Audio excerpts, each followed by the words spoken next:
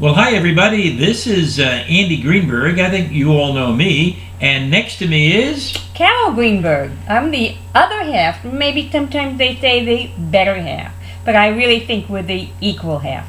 I agree. So the reason why we're together is we want to do a lecture and seminar, as I normally do when I'm there. And we want to make sure that we don't do a lot of these so that I can actually return live and see each and every one of you. In the meantime, though, what I've decided to do is do one of these on screen, and since I don't have you as an audience and we can't go back and forth like we usually do, I asked Carole to be your representative. And I hope I do a good job. And as you know, you always have the topic, but you never know what the discussion will center around or what the individual items are. Well, I did the same thing with Carole. I don't know what's going to be. So what we're going to be talking about today, as we have in the past, is some of the older Pirke Avot, the ethics of our fathers, and see how they can apply to today's life, and some of them actually to today's issues that we're all facing.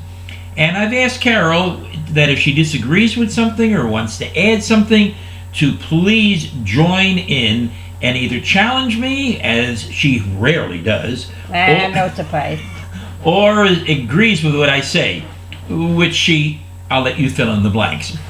So what we're going to do is give you a little bit of background again about what Pirke Avot is. It's part of the Talmud. It was written thousands of years ago, and these were sayings and ideas that the ancient rabbis came up with.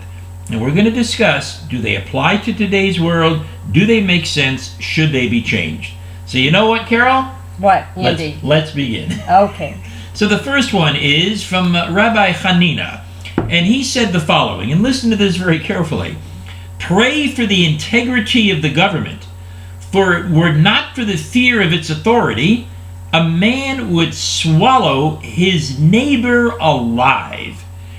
So what the rabbis were saying in those days is that government is good for you. Because if there was no government, there would be no laws. If there would be no laws, then of course, then there would be a society where everybody would take advantage of others. Now, the rabbis did not go into whether it should be a democratic government or to whether it should be a dictatorship, but it did say we should pray for the integrity. So I guess the first question is, does that make sense? Should we pray for the integrity of our government? Carole, what do you think? I agree. We should pray for the integrity of our government because we're going to be ruled or governed by a higher authority. They should have strictest ethics and make it work in our favor. And of course, for those of us who come to Shabbat services, there is a prayer that we do every Shabbat and sometimes during the week that says, make sure our government treats us right. But here's a question. It says the government. What happens if you're in a dictatorship and you don't live in a democracy?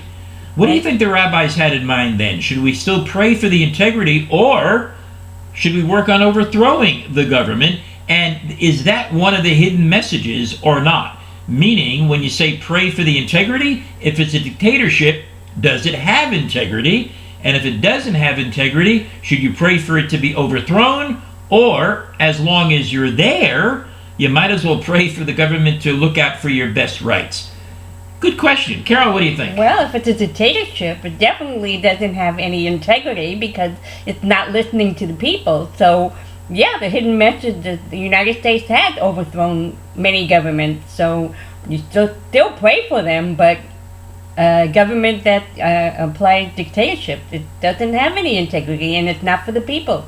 So let's say, for example, that you're a Jewish person, and I doubt if there are any, but if you're a Jewish person that lives in North Korea. I think it's very fair to say that that would be a great example of dictatorship in this time of the Earth's being around. In that being said, if you were Jewish, would you pray for the integrity of that government? Of course. You would? I would, because if I have no way out, I would pray for the integrity, and I would hope that things would get better. If I would pray for the government and hope that someday we can see our way out of it. So for those that are there, so what they're saying, the rabbis could be saying, according to Carole's interpretation, by the way, is that even if you are in an area where you have a dictatorship, yes, it's important to pray for the integrity, meaning, watch this, the government currently does not have integrity, therefore you want it to have integrity. If, on the other hand, you live in the United States of America, and as you know, I never get involved in political discussions who we agree with and don't, but if you live in a government in the United States, you want to pray for that integrity. And they knew that thousands of years ago. So the question then becomes, we always like to say we do not want to live in a police state. No, we do not. And we say that the laws in a police state sometimes can become too restrictive, and the government takes too much advantage of the authority given to them in a democracy, or in a dictatorship. Of course, they just grab it and assume it. So the question then becomes, in today's world, where you and I are doing this because we're not live, is the government looking out for our best rights by being authoritative, be it the federal government, the state government, or the local government? And should we pray for their integrity to put these rules on us where some of us can't go out of our homes in certain cities, we can't do this, we can't do that, and around the country? Is that what the rabbis had in mind, that even in this particular case, we don't want to live in a police state, but at the end, it might be good for us? Carole, what do you think?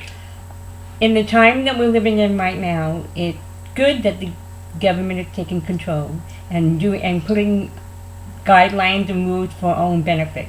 We don't like them because we're not used to them. We believe we live in a free society where we can do mostly anything, except there are always rules to follow. We drive a car, the light is green, we go. The light is red, we stop. The light is yellow, we try to apply caution. There's rules in banking, there's rules everywhere. But I agree that we should pray for the integrity of the people that govern, so that they will make smart decisions and understand what they're doing for the people. But let's take a look at something we've all seen in the news. We've all seen pictures which horrify us. We don't what? We see pictures in the news that horrify us. That does what? That makes the millennials disregard the rule of government, because what are they doing? They're flagrantly not abiding by the laws. They're flagrantly. And actually, I'm going to ask Carole to leave for one moment to turn the TV off in the living room, which just went on. I'll be back. But she'll be right back, but we'll continue the conversation. So what do you think? Do you think that the millennials have a disregard for the government? And what rules and regulations should the government put in place, because they are impacting each and every one of us? And I think that's a very important question that the rabbis really take a look at when they study Talmud and when they put punishments on. You see, here's the interesting thing. We've all been told not to do this and not to do that, which is all for our protection. But did the government put on punishments? In some cities, yes, you can get fined. Should the millennials be punished for what they're doing because they're doing exactly what the rabbi said? A man would swallow his neighbor alive, which means if one of those millennials does not know that they have the virus and they spread that virus to others who then come back to society and spread it, man, was that prophetic. A man would swallow his neighbor alive. Carole, should there be punishments? There should be punishment, but let's go back to the beginning. In the beginning, when the message got out, the message was that it didn't affect young people as much. And as we all know, in our younger ages, we thought we were invincible. We could do this, we could do that, nothing would happen to us. And I think that's just a sign of youth and unfortunately poor wisdom. But we're jeopardizing other people's lives, so there should be punishment and there should be stricter laws. The beaches should be closed, period. You cannot go. You are jeopardizing other people's lives. So Carole, now let me ask you this question. We both agree that rules are good, and when their rules are broken, there should be punishments. Well, it depends on the case. Okay, give me a case where there shouldn't be. Where there should be? It should not be a punishment if rules are broken. Give me a case. I'm trying to think. I don't know. Well, I guess if you saw a sign and said no littering allowed, and you were on the phone and you were blowing your nose and you threw a tissue on the floor and you just forgot what you were doing and somebody came along and said, I'm giving you a fine. That's, you're saying, I won't do this again. That's a little bit too much. This is going to be one of our rare disagreements, because if you blow your nose and you throw it out, what's on that tissue? Yeah. Germs, okay? Right. So so you say I won't do it again, and you go to pick up the tissue and you throw it away. I'm sorry, it was my error. Okay, so there's some type of a confessional where you could be forgiven. Yes, and now, it was a minor thing. Okay, now watch this. The Jewish religion, people complain a lot that it's too restrictive. And in the Torah and the Talmud, there are too many penalties. But listen to this. Is it possible that the Torah and the Talmud, just like our government today, has all these rules to protect us, and so that the millennials don't feel that they can do whatever they want, the Torah and Talmud put in penalties, but also allows us on Yom Kippur, when we pray for forgiveness, when we admit our sins, we're absolved. Do you see that connection, or do you disagree with it? I see that, but that is you wait a whole year to be absolved of your sins? You can sin the whole year, and when you come to Yom Kippur, that one day to be absolved of everything you did for a year, that's a long time. That is a long time, and you build it up. But yet in our daily prayers, we also ask for forgiveness because we recognize it. Now, does that mean every day we should be forgiven? Well, it also says you shouldn't have repeat offenses. Sure. So I think you learn your lesson once. I think we took this one, once again, pray for the integrity of the government, for not for the fear of its authority, a man would swallow his neighbor. We applied that to the millennials. They have no fear for the government. They've been on TV, and they should abide by that, because this rule is helping to reduce the rate of the coronavirus.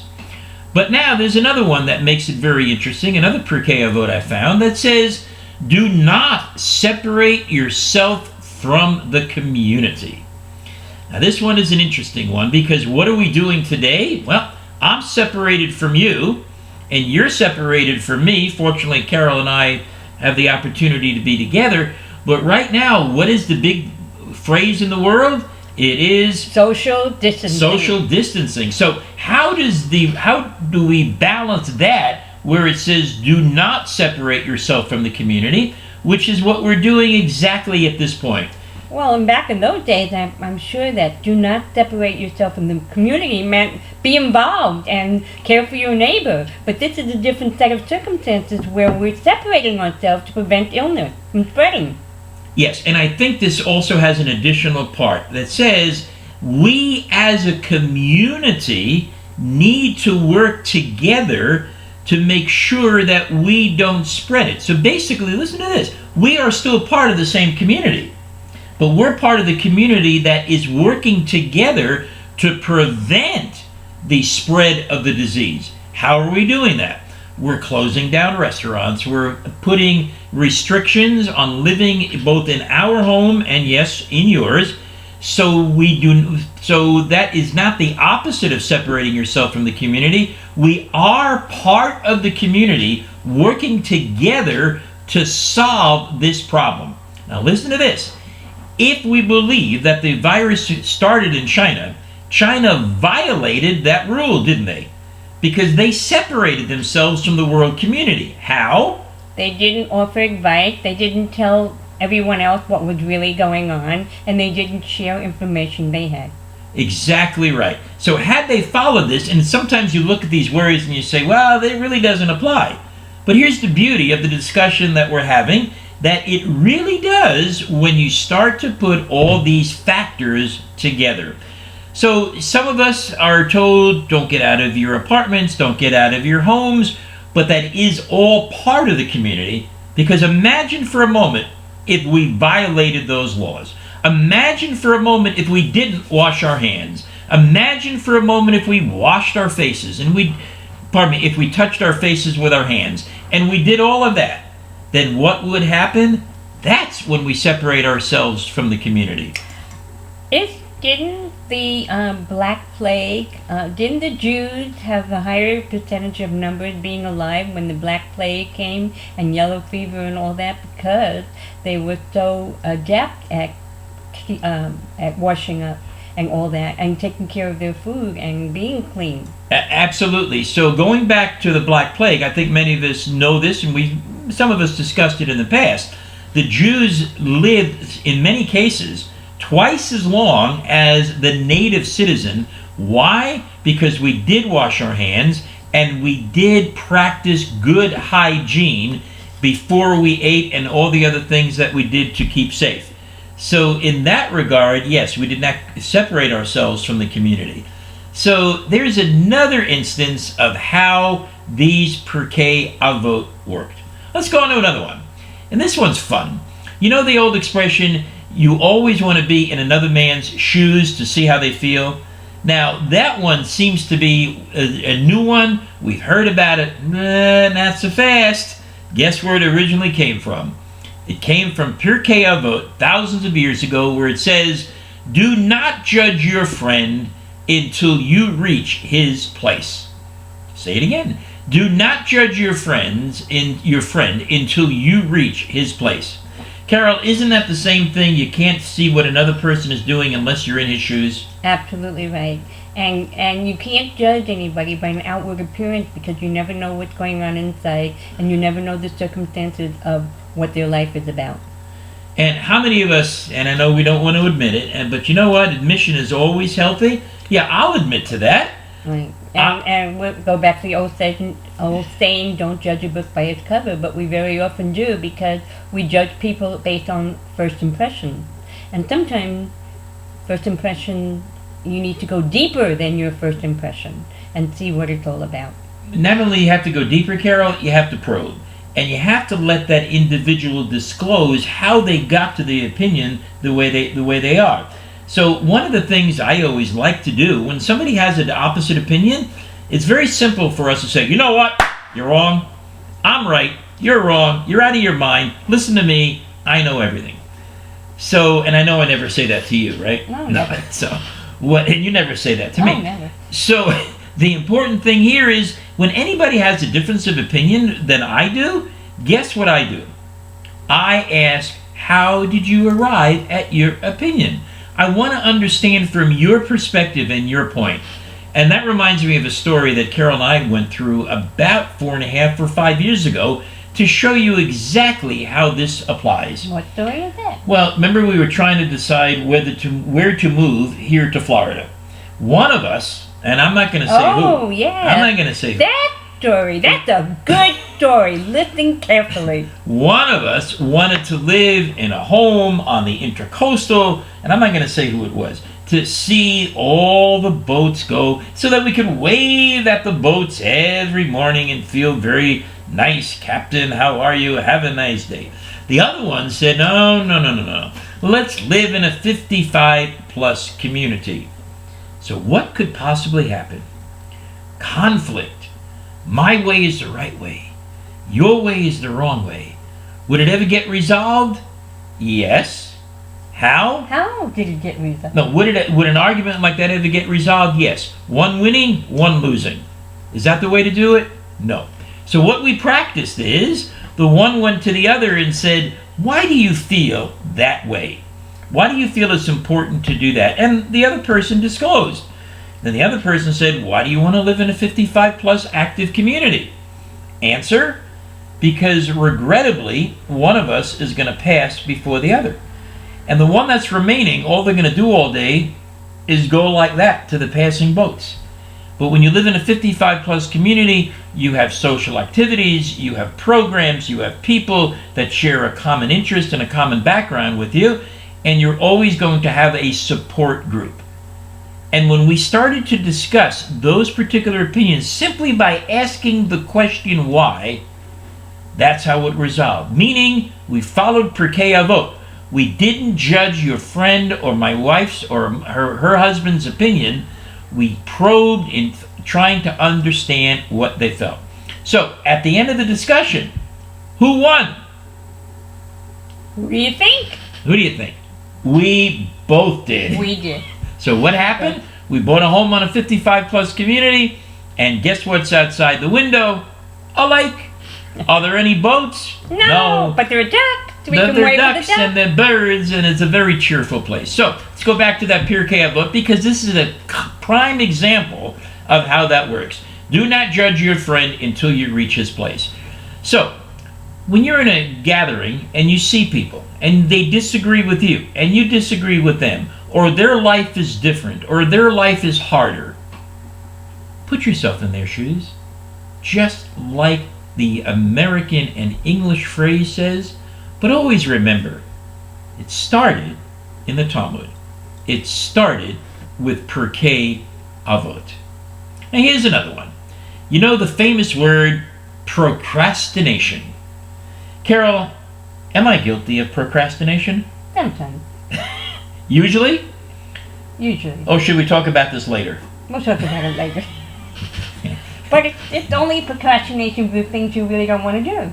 Things I don't want to do. So Yeah. things I like to do, what happens? You do it right away. I do it right away. So guess what? What? Procrastination, guess where it was covered originally? Can you take a wild guess, In Carole? the Talmud. Can you believe it? Yes. In the Talmud, in Pirke Avot. Because here's what it says, a little bit differently, but you'll see how I'm going to maneuver this. It says, when I have free time, I will study. Perhaps this free time will never come. So it's not a matter of studying. I'm going to apply that to regular life. Like Carole said, many people don't like to study. You know who that is? Your grandkids, your great-grandkids, and a lot of people that go to school. So what do? They play games. They play video watch games. TV. Yeah, because they don't like to do it. You know what? I bet there are things that you don't like to do that you procrastinate because you say to yourself, when I have free time, that's when I'm going to do it. Well, guess what? What? They got a lot of free time. Okay. I have a lot of free now. time. Right. You know, Carole's on me a little bit. I have to share just between me and you. We have a lot of free time. You know what she wants me to do? Organize my closet. Change the hangers. Do things that I really should be doing. But Carole, have I done it yet? Not yet. Why not? You're a procrastinator. Because It's not something you want to do. That's something I want to do. But what would happen if I did do it?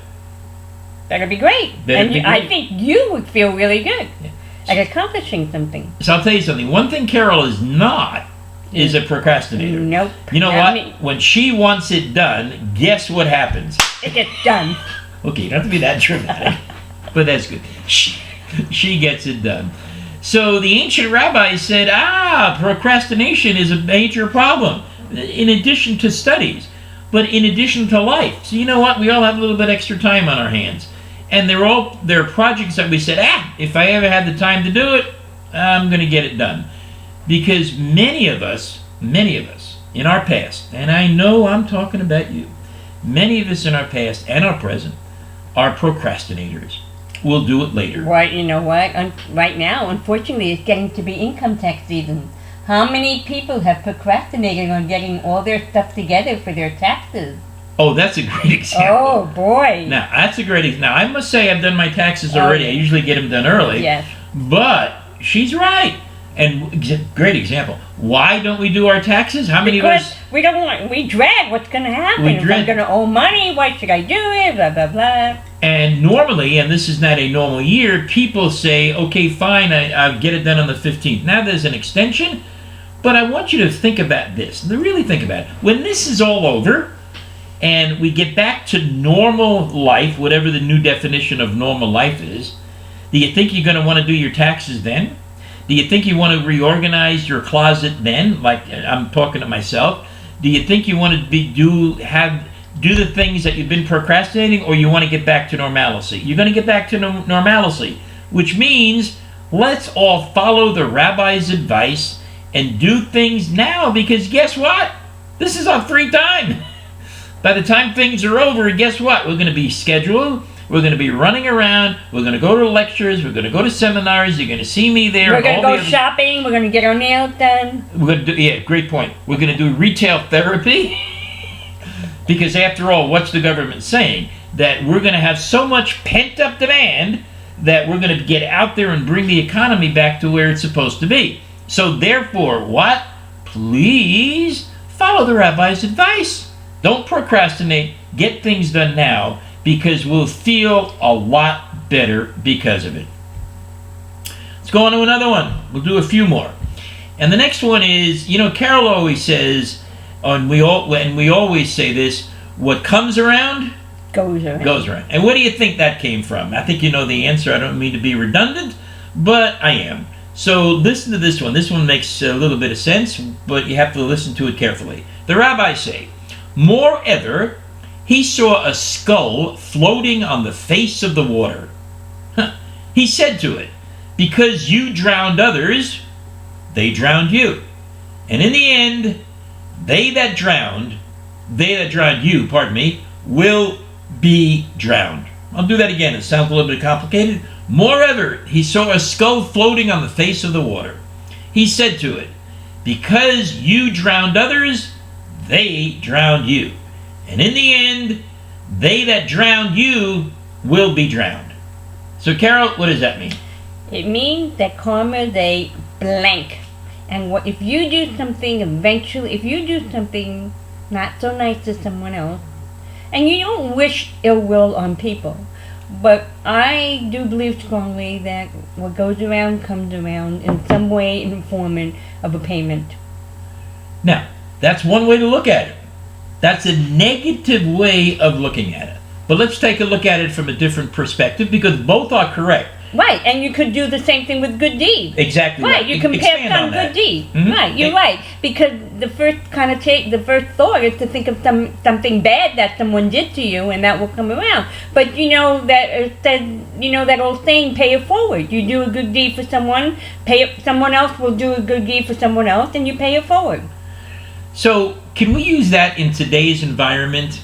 Absolutely. And I want to focus on the positive side of it, not necessarily the drowning part of it, because I think that's relatively easy to adopt and understand. We've said that before.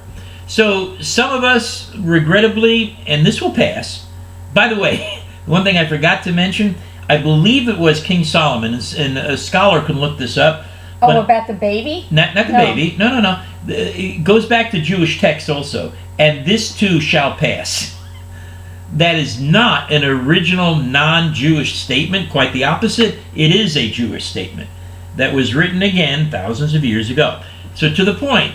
So this too shall pass. So what we need to do now is to do positive, proactive things. So what does that mean?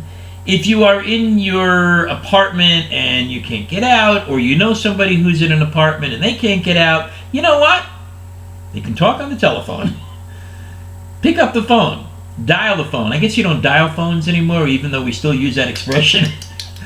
But text them a message. Call them up. Have a discussion with them. Make them feel that they still have company. Because what does that mean? Two things. What comes around goes around. When you're talking to them, guess what they're going to do? They're going to call someone else and talk to someone else. And they're going to talk to you. Right. So here's that old expression. What comes around goes around. But let's bring it back to the original Pirke Avot. What is one of the worst things that seniors fear? And I don't want to talk negative, but I'm going to talk truth, emet. What is one of the things seniors fear? Loneliness. Exactly right. Loneliness.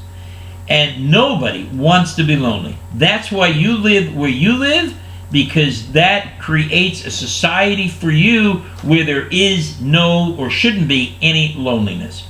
So what that means is, call somebody up. If you can text message them, text message them. If you can Skype them, Skype them. If you can communicate with them, communicate with them. Because you get the benefit of doing that as well as they do, so that the rabbis were right. But on the other hand, if you don't do that, and if somebody doesn't call you, what happens? You're drowning. And what are you drowning in? Loneliness. Loneliness. And that's a horrible thing. And each and every one of us can, should, and make not only the effort, but get it done. You don't know somebody's phone number? I bet if you call down to the desk of the receptionist, they'll give it to you. You don't know somebody's email? Well, they might call that person and ask for that email. And stay in touch with your family. Because you know what else is happening? Your family is worrying about you. Is worried about you. Keep in touch with them. Have them call you. Have them tell you, you know what, I wish I wasn't through this, but knowing that I can still communicate and talk to you, that's what makes it important. Because when they don't worry about you, what does that relieve them of? The stress of worrying about you, so that they can be concerned about their family that they're taking care of. These are the times not to have anybody drown. These are the times to heed those words of coming together and really, really focusing on making this not only a memory that will be in the distant past, but also a memory by saying, I did the right thing, I reached out, people have reached out to me. We're going to conclude with one more, which I think would be a good recap, and that is as follows. Do not say something which cannot be understood right away in the hope that it will be eventually be understood. Say it again. Now that's a little confusing. No, okay, I'll repeat it and then I'll ask you why. Do not say something which cannot be understood right away in the hope that it will be eventually be understood. Carole, why do you think that is a difficult thing to do, and what's confusing about it? Maybe they're referring to false facts and false information. Saying things that are not true, or saying things that are above someone's head. I'm not quite sure. I think you got it on the last part. Something above someone's head. Saying something above someone's head. So in other words, when you say something to someone, do you know what you're trying to say? Yes. Do they? No. That's the point. Do they know what you're trying to say? No. Well, maybe you're not saying it clearly. Correct. And that's what they're saying. Yes. They say when you can communicate with someone, guess what? Don't communicate in their language. Communicate in whose language? Theirs. So you just said don't communicate in there. You mean don't communicate in yours. I'm sorry, thank you. Thank you very much. Don't communicate in your language, communicate in theirs. So I'll give you a classical example. As you guys know, I don't know any Yiddish. The moment you start talking Yiddish to me, what is your expectation? That you would know something. I would know. And then what happens? You get mad at me. You don't know any Yiddish? You know all this stuff, but you don't know what the heck is it? Would you live in a sheltered life? Would you live? People have said that to me. Okay, they expect me to know what you're saying. But because we both speak the same language, at least one language, English, we should communicate in English. So what does that have to do with what we're talking about? When you express something to someone, express it in the terms that they're in. Now, don't get insulted what I'm about to say. There's a new expression that's been coming out recently in the past 4 to 5 years, and I'm not reflecting this on anybody, so just work with me without getting insulted. Dumb it down. Ever heard that expression before? Dumb it down. Say it in the language that people can understand. Right, but dumb it down is now taken as a derogatory remark because the person that you're saying that to or thinking of I'm not intelligent enough to understand this. Exactly. That's not the point. The point is speak to somebody in their language and don't expect them to understand what you're saying. And what does that result in? Perfect communications. Or better. I'm not going to use the word perfect. Better communications. And I think that's important, again, in today's world. Because what's one of the bigger problems people have? Communication. Communications. And what is the biggest issue in communications? I don't understand what you're trying to say. And then what does that person do? Say, what are you, stupid or something? What are you, a moron? What are you, an idiot? Now, you're laughing as if you've heard that before. Never for me. But you know darn well, if you're laughing with her, you know exactly what I'm talking about. So the rabbis tried to stop from doing that. So they said, talk to people in the language that they understand, and that will create what? Harmony in communications. So let's review all the Pirke Avot that we just talked about today, and then we'll hopefully meet the next time in person. If not, I'll do some of these, Carole and I will do some of these on a regular basis and pick topics that are of interest. So we started talking about the government. And you know what? I did not see the test questions ahead of time. That's right. All unrehearsed. All unrehearsed. All unrehearsed. So let's do this. We talked about pray for the integrity of the government. Do not separate yourself from the community, which means do everything that the community needs to get done in order to stop this virus, which also means if The facility is saying, stay in your apartments, don't do this, don't do this, don't do that. Yeah, it's easy to get mad, but we're all part of the community, so we've got to do what's right. We also talked about do not procrastinate. We also talked about do what comes around goes around. That's both in a positive and a negative. And we additionally discussed being in a person's shoes, all of which were original Jewish thought, and always communicate in a language that people understand. So we're going to conclude, but we're going to do something different. Carole is not going to like this, but that's just the way it's going to be. And that is, there's an old expression in sports, which we don't see anymore. There's a tradition, which is called the kiss cam. So we're on a camera. Carole and I are going to give it a quick kiss, and then we'll see you next time. Stay healthy, stay good, stay positive, and stay Jewish. Carole, we'll see you next time. Bye.